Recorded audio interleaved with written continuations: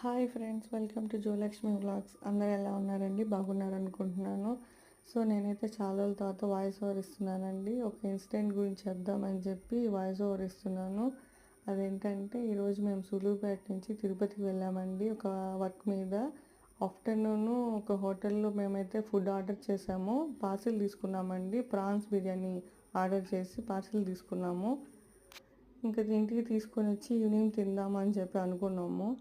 Evening ఇంటికి వచ్చిన తర్వాత ఓపెన్ చేసి చూసానండి. నేనైతే అబ్సల్యూట్గా చాలా షాక్ అయ్యాను.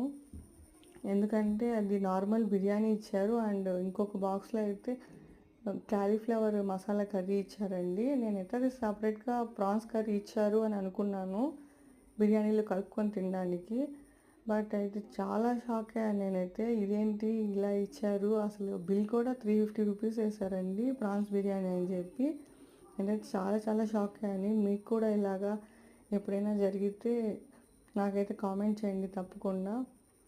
అందులో పక్కనే కాదు కదండి హోటల్ని వెళ్ళి అడగడానికి కూడా. సో చాలా దూరం కదా, ఒక ఊరి నుంచి ఇంకో ఊరు. సో అందువల్ల ఏం చేయలేము ఇంకా. అందుకని మీతో పంచుకుందాం అనుకొని